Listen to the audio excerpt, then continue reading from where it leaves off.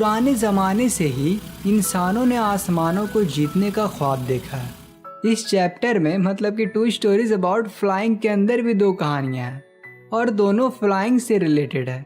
इसमें पहली कहानी है हिज फर्स्ट फ्लाइट और दूसरी कहानी है the black aeroplane. His first flight कहानी एक यंग सीगल की है जो कि एक समुद्री पंछी है और वो उड़ने से डरता है। क्या वो उड़ सकता है या नहीं, वही हम लोग इस वीडियो में आज देखने वाले हैं। और द ब्लैक एरोप्लेन कहानी एक पायलट की है जो तूफानी बादलों में गुम हो गया है। क्या वो अपने घर सही सलामत पहुंचता है या नहीं, ये हम लोग इस वीडियो में नहीं देखने वाले हैं, बल्कि इस वीडियो के नेक्स्ट पार्ट में देखेंगे।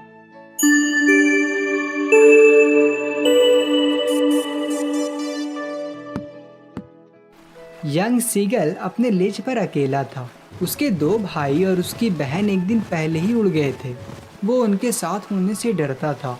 किसी तरह जब वो थोड़ा दौड़कर लेज के किनारे पर पहुंचा और अपने पंख को फड़फड़ाने की कोशिश की तो वो डर गया, क्योंकि समुद्र लेज से बहुत ही ज़्यादा नीचे और दूर तक फैला हुआ था।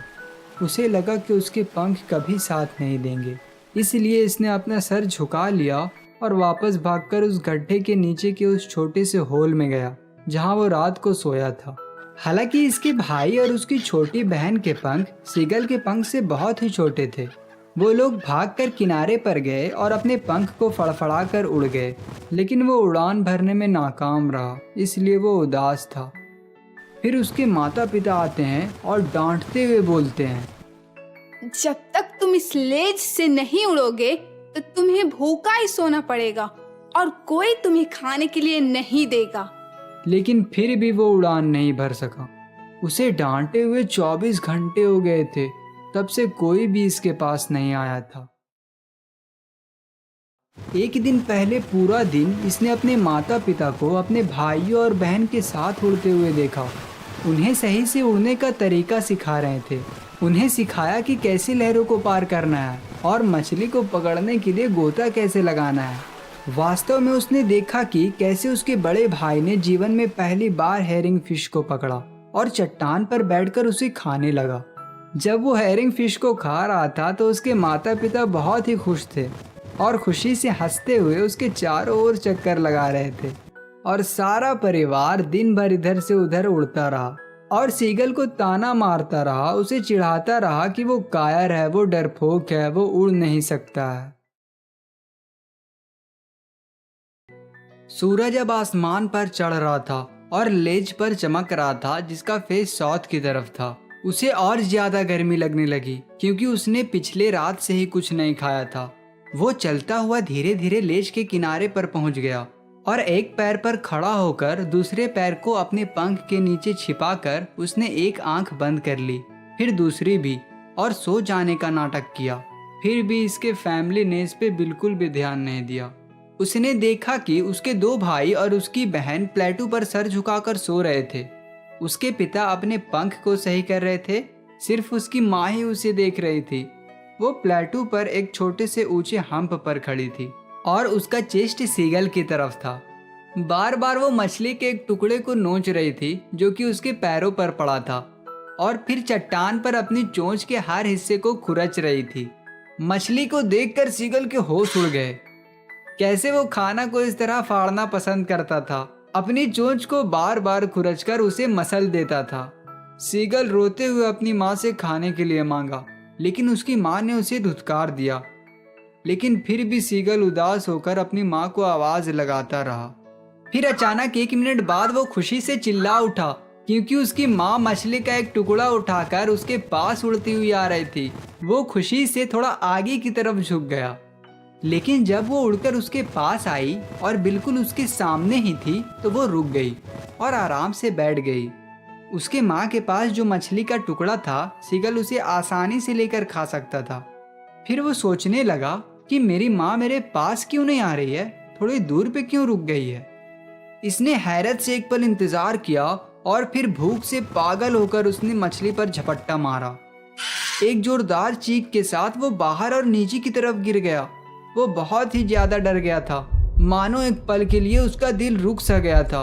वो कुछ नहीं सुन सकता था। लेकिन ये सिर्फ 1 मिनट तक ही जारी रहा। अगले ही पल उसने महसूस किया कि उसके पंख बाहर की तरफ फैले हुए हैं। हवा उससे टकराने लगी। वो अपने पंख से हवा को काटता हुआ महसूस कर सकता था। वो अब सर के बल नहीं गिर रहा था, वो धीरे धीरे नीचे और बाहर की तरफ बढ़ रहा था। उसे अब बिल्कुल भी डर नहीं लग रहा था। उसे बस थोड़ा चक्कर आया। फिर उसने एक बार अपना पंख फड़फड़ाया और वो ऊपर की तरफ उड़ गया। उसकी माँ उड़ती हुई उसे पीछे छोड़ दी। इसके पंख ने जोरदार शोर मचाया। सीगल एक और आवाज के साथ जवाब दिया। तभी उसके फादर खुशी से चीखते चिल्लाते उसके ऊपर से उड़ रहे थे। उसने अपने दोनों भाइयों और बहन को अपने चारों तरफ घूमते, उड़ते और गोता लगाते हुए देखा। फिर वो पूरी तरह से भूल गया कि वो हमेशा उड़ने से डरता था, और वो चीखते हुए अपने आप को शाबाशी दिया कि वो अब ऊंची उड़ान भर सकता है और गोता लगा सकता है। वो अब समुद्र के पास था, सीधा उसके ऊपर ही उड़ रहा था। इसने अपने नीचे एक विशाल हरा समुद्र देखा जिसके ऊपर छोटी छोटी लहरें चल रही थी। इसके माता पिता और इसके भाई बहन उसके आगे इसी हरी भरी मंजिल पर उतरे हुए थे। वो इसे इशारा कर रहे थे, तीखी आवाज़ निकाल रहे थे। उसने अपने पैर गिरा दिए। उसके पैर उसमें दब गए। वो डर के मारे चिल्लाया और अपने पंख को फड़फड़ाते हुए फिर से उठने की कोशिश किया, लेकिन वो थका हुआ और भूख से कमज़ोर हो गया था, इसलिए वो उठ नहीं सकता था। इसके पैर समुद्र में डूब गए और फिर उसका पेट उसे छू गया, लेकिन वो पूरा नहीं डूबा बल्कि वो तैर रहा था। और उसके चारों तरफ उसका परिवार खुशी से चिल्ला रहे थे, इसकी तारीफ कर रहे थे और उसे खाने के लिए डॉग फिश के कुछ टुकड़े ला कर दे रहे थे। आखिरकार सीगल ने अपनी फर्स्ट फ्लाइट कंप्लीट कर लिया। तो चलिए अब आपको डिफ़िकल्ट वर्ड का मीनिंग बता देते हैं जो कि इस कहानी में यूज़ किया गया है। ये जो ज़मीन से उठा हुआ और ऊपर लगभग प्लेन है, इसे प्लेटो बोलते हैं, और जो बाहर की तरफ निकला हुआ हिस्सा है इसे लेज बोलते हैं, और लेज के सबसे आखिरी पार्ट को ब्रिंक कहा जाता है। प्रीनिंग मतलब होता है पंख को सही करना। ये है हेरिंग फिश और ये है डॉग फिश। डाइव का मीनिंग है गोता लगाना।